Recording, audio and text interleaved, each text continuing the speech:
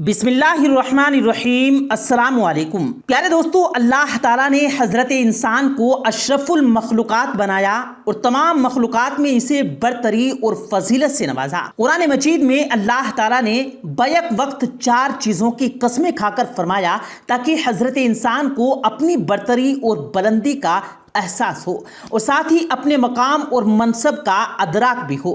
اللہ تعالیٰ نے سورہ 3 میں فرمایا، تین کی قسم، زیتون کی قسم، طور سینا کی قسم اور اس مبارک اور پاکیزہ شہر یعنی شہر مکہ کی قسم، ہم نے سچ مچ انسان کو سب سے بہترین سانچے میں ڈھالا ہے۔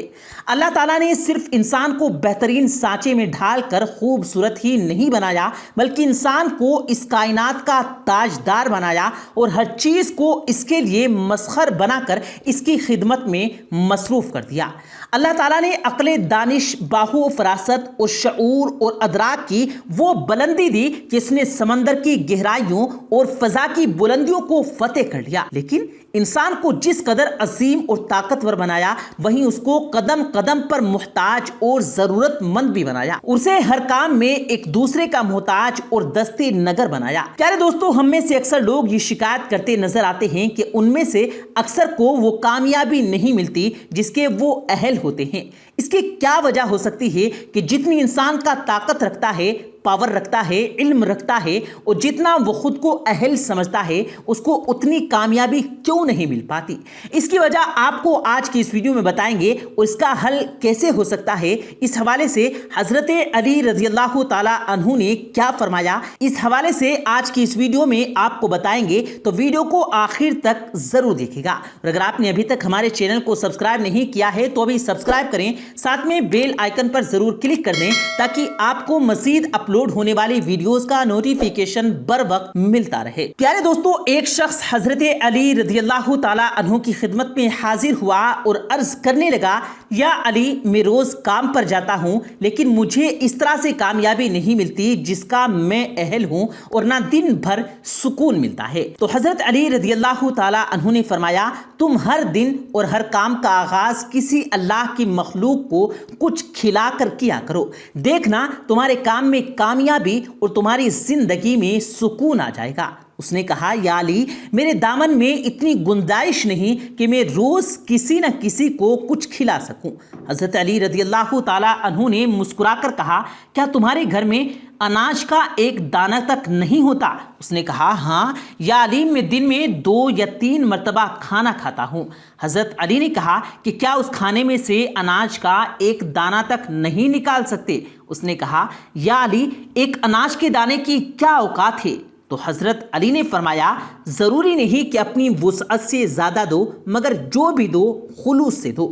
اگر تم ایک اناج کا دانہ اپنی دن کی غذا سے نکال کر کسی مخلوق کو کھلاؤ گے، کسی کیڑے کو کھلاؤ گے، کسی چیٹی کو کھلاؤ گے، تو اس غیر مخلوق کی دعا سے تمہارے آنے والے کام بننا شروع ہو جائیں گے اور تمہارے رزق میں برکت ہونا شروع ہو جائے گی، کیونکہ اللہ تعالیٰ اپنی ہر مخلوق سے پیار کرتا ہے اور تم اس کی مخلوق کو اپنے حصے سے رزق کھلاؤ گے تو وہ اپنی رحمت سے تمہیں مالا مال کر دے گا۔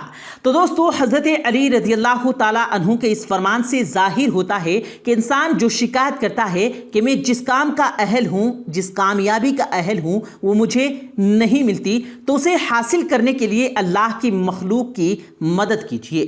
اس کے لیے ضروری نہیں کہ آپ کوئی بڑے پیمانے پر کام کریں، حتیٰ کہ ایک پرندے کو کھانا کھلا کر، اس کو دانہ ڈھونڈ کر ڈال کر اللہ کو راضی کیا جا سکتا ہے۔ اور آپ جس کام کے اہل ہیں، جس کامیابی کے اہل ہیں، اللہ تعالیٰ آپ کو ضرور عطا کر دے گا۔ پیارے دوستو، یہ سچ ہے کہ انسان کو ہر کام میں اپنے جیسے انسانوں کی ضرورت پیش آتی ہے۔ 2 روٹی، چند گز کپڑے اور سر جھکانے کی جگہ جو اسے میسر آتی ہے، اس میں نہ جانے کتنے ہی لوگوں کی کوششیں اور جدوجہد شامل ہوتی ہے۔ اس لیے دنیا کے تمام مذاہب میں خدمت خلق کو خاص اہمیت دی گئی ہے۔ اسلام میں خدمت خلق کی اہمیت کا اندازہ اس بات سے لگایا جا سکتا ہے کہ اللہ تعالیٰ کی بندگی اور کسی انسان کی مدد کو ایک درجے میں رکھا گیا ہے۔ اس لیے اگر کوئی بیماری کی وجہ سے روزہ نہ رکھ پائے تو ایک روزے کا کا فدیہ ایک مسکین کو کھانا کھلانا مقرر کیا گیا ہے۔ اسی طرح روزے کے کفارہ، جوہر کے کفارہ اور الا اور قصب کے کفارے میں بھی مسکین کو کھانا کھلانے کی شکلیں رکھی گئی ہیں۔ اگر یہ کہا جائے کہ پورے اسلام کا خلاصہ ایک مختصر سے جملے میں بیان کر دیا جائے تو وہ یہ ہوگا کہ پورے اسلام کا خلاصہ یہ ہے خالق کی عبادت اور مخلوق کی خدمت۔ اسلام اللہ تعالیٰ کا نازل کردہ اور پسندیدہ دین ہے۔ اس دین میں سب سے کامیاب انسان اسے کہا گیا ہے جو اپنی دینداری کے ساتھ لوگوں کے لیے زیادہ مفید اور کارآمد ہو۔ آپ صلی اللہ علیہ وآلہ وسلم نے فرمایا، ساری مخلوق اللہ کا کنبہ ہے، اللہ کے نزدیک سب سے پسندیدہ بندہ وہ ہے جو اس کے عیال کے لیے سب سے زیادہ نافع ہو۔ آپ صلی اللہ علیہ وآلہ وسلم نے ایک اور جگہ فرمایا، صحیح مسلم کی یہ حدیث ہے، یعنی اللہ تعالیٰ اس وقت تک بندے کی مدد کرتا رہتا ہے جب تک بندہ اپنے بھائی کی مدد میں لگا رہتا ہے۔ پیارے دوستو، آپ اندازہ لگائیے کہ انسانی خدمت کا اسلام میں کیا مقام ہے۔ نماز کتنی اہم عبادت ہے کہ آپ صلی اللہ علیہ وآلہ وسلم نے اسے اپنی آنکھوں کی ٹھنڈک قرار دیا ہے۔ حج کے بارے میں آپ نے فرمایا کہ جس طرح اسلام پچھلے گناہوں کو ختم کر دیتا ہے، اسی طرح حج بھی پچھلے گناہوں کو ختم کر دیتا ہے۔ حج بابر کا بدلہ صرف جنت ہے۔ حاجی حج سے لوٹنے کے بعد اگر اس کا حج قبول ہو جاتا ہے تو اس بچے کی طرح معصوم ہو جاتا ہے جس کو ابھی اس کی ماں نے جنا ہوا ہو۔ روزے کے بارے میں فرمایا، حدیث قدسی ہے کہ اللہ تعالیٰ فرماتا ہے، روزہ میرے لیے اور روزے کا بدلہ میں خود دوں گا۔ لیکن جب صحابہ کرام رضوان اللہ تعالیٰ علیہ مجمعین نے آپ صلی اللہ علیہ وآلہ وسلم سے دریافت کیا سب سے بہتر انسان کون ہے، تو آپ صلی اللہ علیہ وآلہ وسلم نے نمازی، روزے دار، حاجی اور ہمیشہ تسبیح و اذکار کرنے والے کا نام نہیں لیا، بلکہ آپ صلی اللہ علیہ وآلہ وسلم نے فرمایا کہ بہترین انسان وہ ہے جو لوگوں کو نفع پہنچائے۔ تو دوستو، اسے پتہ چلتا ہے کہ خدمت خلق کو ترجیح و حیثیت حاصل ہے۔ آپ صلی اللہ علیہ وآلہ وسلم نے فرمایا کہ اسلام کا بہترین عمل کھانا کھلانا اور سلام کو رواج دینا ہے۔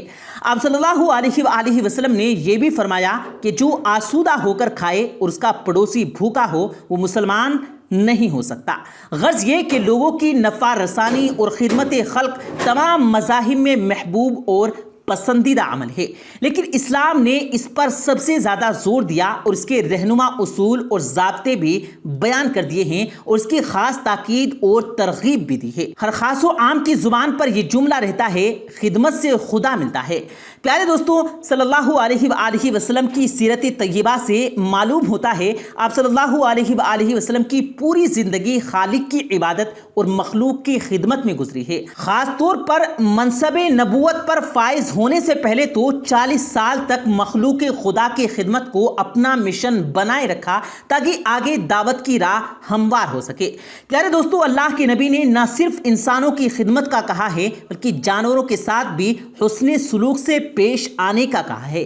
تو دوستو، اگر آپ کو بھی ایسا لگتا ہے کہ آپ جس کامیابی کے اہل ہیں وہ کامیابی آپ کو نہیں مل پا رہی تو آج سے ہی اس بات پر عمل کیجئے جو حضرت علی رضی اللہ تعالیٰ عنہ نے کہی ہے کہ صبح گھر سے نکلتے وقت آپ جس مقصد کے لیے نکلیں، جس کام کے لیے نکلے ہیں، اس میں کامیابی کے حاصل کے لیے اللہ کی مخلوق کی خدمت کیجئے، اور اس سے کم آپ اتنا تو ضرور کر سکتے ہیں کہ آپ کسی پرندے کو دانہ ڈال دیں، اللہ پاک اسی کی صدقے آپ کو کامیابی ضرور دے گا انشاءاللہ۔ حضور صلی اللہ علیہ وآلہ وسلم نے انسانوں کو خدمت خلق اور نفع انسانی کا عمدہ تصور دیا، اور صرف انسانوں کی خدمت ہی نہیں بلکہ پوری خدمت خزاء اللہ یعنی خلق خدا کی خدمت اس میں شامل ہے۔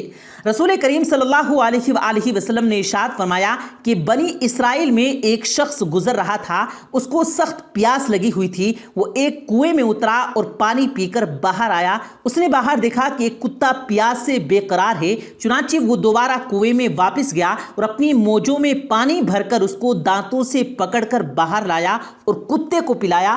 اسی عمل کی وجہ سے اللہ تعالیٰ نے اس کی مغفرت فرما دی۔ بحوالہ مسلم شریف۔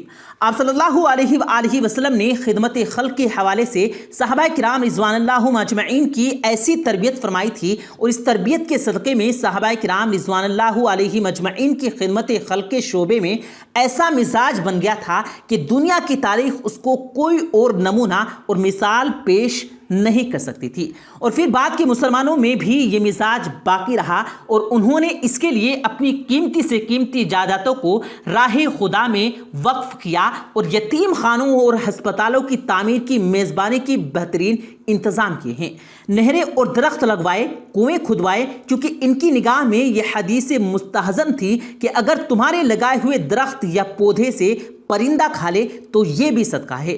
تو ہمیں یہاں پر پیارے دوستو اپنا محاسبہ کرنے کی ضرورت ہے کہ ہم اپنی گریبان میں جھانک کر دیکھیں کہ اللہ کی مخلوق کی کتنی خدمت کرتے ہیں۔ تو دوستو ہم نے تو یہ بھی دیکھا ہے کہ ایک گھر میں فضول خرچی کی جاتی ہے جبکہ ساتھ والے گھر میں بچے بھوکے سو رہے ہوتے ہیں۔ تو دوستو آج ہم اگر ناکام ہیں اپنے مقاصد میں، ہمیں اپنی زندگی کے مقاصد حاصل کرنے میں ناکامی کا سامنا ہے، تو اس کی سب سے بڑی وجہ یہی ہے کہ ہم خدمت خلق کو بھول چکے ہیں، جس کا سبق اللہ کے نبی نے ہمیں دیا ہے۔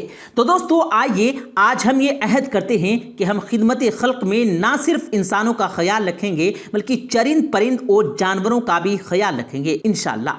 اللہ تبارک و تعالیٰ سے دعا ہے کہ اللہ تعالیٰ ہم سب کو ان تمام باتوں پر عمل کرنے کی توفیق عطا فرمائے، آمین ثم آمین۔